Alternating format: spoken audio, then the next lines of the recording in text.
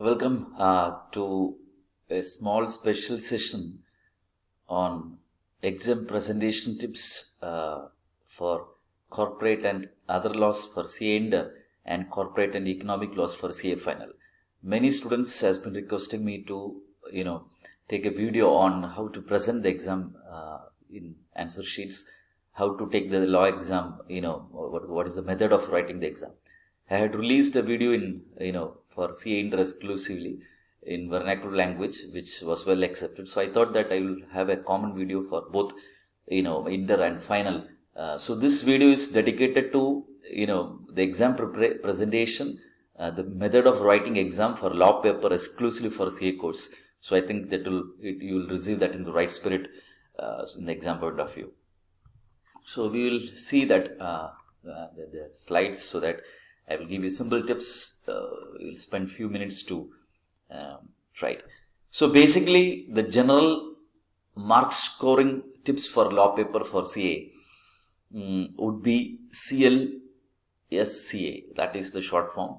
That is, whenever you study law paper for CA course in intermediate level or foreign level, the basic thing you have to look into is basically study the concept. Like for Inter, if you study for dividend, you must understand the concept of what is the meaning of dividend, why dividend is been declared, what is the difference between interim dividend and final dividend, and so on. And if it comes to final, if you study about managing director and director, you must understand difference between a director and managing director, what makes a whole time director special, likewise. So any law, any piece of law, either be the economic law, FEMA, or negotiable instruments, or even directors or borrowing powers, or prevention of money laundering or general clauses act, whichever be the syllabus you study the law paper, the base thing, first tool you have to use is to study the concept, understand the concept either by attending a class or reading the study material or the materials whatever you have. Second one is study the law points. What's a law point? The law prescribes certain important things which you should look. For example, for name change you require a special resolution, right? For registered office shifting you require a prescribed resolution. And there may be dates for filing forms or filing the returns. Likewise, the certain things maybe require board resolution, certain things require maybe special resolution. These concepts are called the law point when it comes to the law subject is concerned. So study the intricacies, that is called the law points, that for L. And of course, law papers, the mandatory thing you have to study is the section numbers. In Inter and final, you can prepare a separate library for the sections for each chapter, and you can memorize the same, and you can take it that and appear that in your exam answer sheets. And fourth one is the case law. I don't want you to request you to study every case laws in the study material or the material whichever you refer. At least study the most important case laws in each chapter, at least one or two case laws in each chapter. Few chapters, like in final operation mismanagement, you have to study more than 10 case laws. In IBC, you may be studying few more case laws. In merger, you have to study few more case laws. Likewise, in intermediate meetings chapter, you have to study more case laws. In NI Act, Negotiable Instruments Act, you have to study some case laws. So I don't want you to study every case laws in the study material. At least study most important case laws in each chapter and try to study 2 to 3 case laws in each chapter.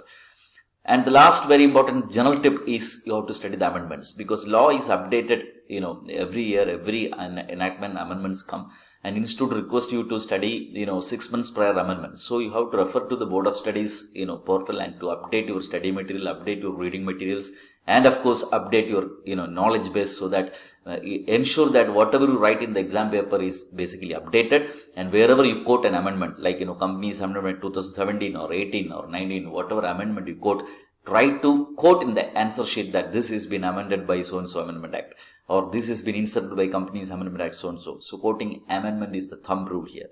So this slide basically speaks about the cardinal principles of scoring good marks in law paper for CA Inter and CA final. What is that? CLSCA. I will repeat again. Study the concept C, study the law point L, study section numbers S, study case laws C, and study amendments. So that will do the magic CLSCA. Now coming to how do you, basically the questions are divided into 3 parts. One is MCQ, second may be the theory, and third one is practical. MCQ, we cannot say about the writing pattern, but coming to the second and third part, that is the theory and practical question, here we go. In theory questions, while you answer theory questions is mandatory, you split your answers into different paragraphs. The first paragraph you have to devote to introduction to the answer. Second one, you should explain the law and the theoretical aspect. And third one is the conclusion. Most of the students have the habit of writing only one paragraph. Just say 4 line or 3 line and they run away into, question by question. Don't do that. Cut it into 3 parts. If it is a theory question, cut it into 3 parts. One, you give the introduction, say 2 or 3 lines. Second part, you have to give some law. Don't give headings, introduction, law. Need not want to give headings, but the answer would be 3 parts. First part would be introduction. Like for example, disqualification of directors, you give introduction. Who is a director? Like for example, in Negotiable Instruments Act, if crossing of check is been asked, you write what is negotiable instrument in the introduction. So introduction, second part should be the law, where you have to quote the relevant sections and relevant case laws, if any, and you explain the theoretical aspect of that, answer. And third one, you have to ultimately write 1 line or 2 lines saying the conclusion, the above or the difference between MD and director. The above or the role of the, corporate insolvency professional. The above is the role of the official liquidator. For example, if it is above is the difference between intermediate and final intermediate, likewise. So what I am to say is your theory question should not be confined to only 1 paragraph. It should divide into 3 categories, 3 parts. Don't put headings, but you just, in 3 parts you write in an answer. So for 4 marks or 3 marks question, tentatively a full page, you can write. I repeat again, for theory question, what's the methodology? What is the methodology I suggest? 1, give introduction. 2, say the law, quoting section numbers and case laws, if it is remembering to you. That is the theoretical aspect. And third one is the conclusion. So, an answer sheet should be divided into an answer to a particular question divided into 3 parts: theory, law, and conclusion. So, in short form, what we called as, ILTC, that is I for introduction, L for law, and T for theory, and C for conclusion. And most students ask about the practical questions. So practical questions writing is an art. See, law, we don't have step marks or the things which you have in your problem purpose like FR or accountancy or costing or DT and IDT. We don't have such way of step marks. So what we will do is we will write the answer in a presentable way, in a more professional way, so that the examiner will clearly understand what you're writing and examiner will feel a professionalism in your answer sheet.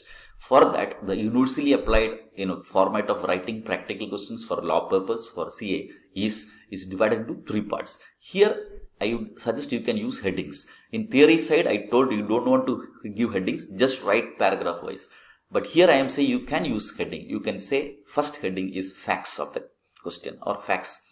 You use question facts like company's name, director's name or officer's name, maybe some product name, whatever name which has been, or in a nomenclature which has been used in the question, you can take back to your answer sheet and you just, put the facts again in your answer under the heading facts. Second heading should be analysis. Here you have to support your analysis by case study by referring to some case laws which is already we know some case laws. For example, Mozart's Ibrahim is there for certificate incorporation for CA final, Tarlok Chankana versus Rajkumar Kapoor is there. Ketan Industries case is there. In number of cases there in directors chapter, in merger chapter, in operational mismanagement chapter, in winding up chapter, in ABCA, etc., etc. So whatever be the case law, appropriate case law, if you know is better, you put into this area, that is analysis of the case, and you put your own analysis with related to the decided case by the Honorable Court. And third heading should be conclusion. See, so here you have to say whether A will be liable or B will be liable or company will be succeeding or SEBI will be succeeding or the adjudicating will be succeeding or not, according to what is asked in the question. So I'll repeat again, for practical questions, your answer should be in 3 parts. First part should be facts.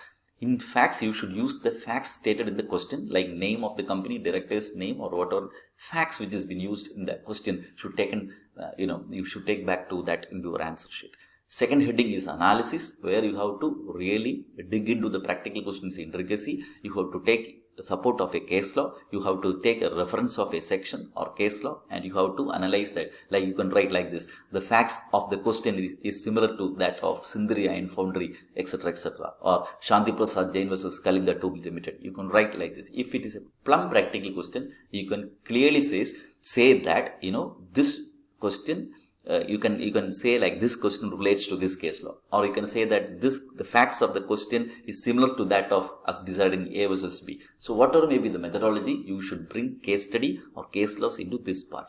And now we have told the facts, we analyze that, everything should ultimately conclude, right? Now you have to answer to the question, put third heading called conclusion. In conclusion part, you have to clearly write who will succeed or what is the methodology. Most of the question will be advise the company, then you have to advise accordingly. So that should be the conclusion.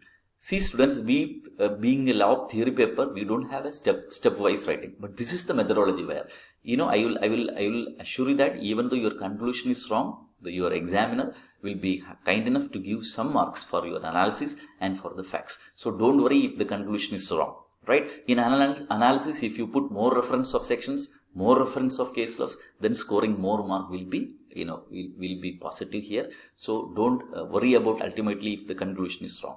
So this is my package for you today. I have divided into three slides today. First slide relates to general tips of studying law paper, right? I will repeat again. The first slide relates to general tip of studying a law paper. Study the concept first, study the intricacies, that is the law point. Third one is study section number. Fourth one is study case laws, and fifth one is study the amendments, relevant notifications issued by the appropriate authority, especially the Ministry of Corporate Affairs. The second tip was to how to appear or answer the questions relating to theoretical aspects, like theory questions. What do you mean by KMB, applicability of secretarial audit, whatever may be. Direct theory questions, don't write single paragraph, write into cut paragraph. What are the paragraphs you have to do it? Give an introduction, give the next paragraph should be law and theoretical version, and last paragraph should be conclusion. In practical questions is where more questions are asked and there is a scope for scoring more questions. If you want to score 60 plus 70 for the law paper, then most of the practical questions should be correct. Practical question, don't do a paragraph format, just give these type of three headings. First heading should be facts, second heading should be analysis of the case, and last one should be conclusion. So students, this is my video, and this is the the very important tips where you can score 60 plus for law paper, especially if you have a little bit good handwriting, you have a less tendency of doing spelling mistakes, and you have a good command over the language and writing in a good flow.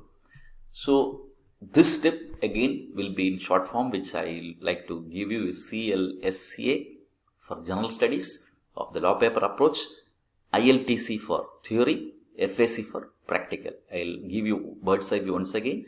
CLSCA is for concept. Whenever you study law, you study concept, law point, sections, case law, and amendment. Coming to theory questions, ILTC, you give an introduction, you say law and theory, you give conclusion. Ultimately for practical question, you say first the facts, then put a heading for analysis, and then give conclusion. Hope CLSCA, ILTC, and FAC will be near to your law study room. Thank you, and God bless you all.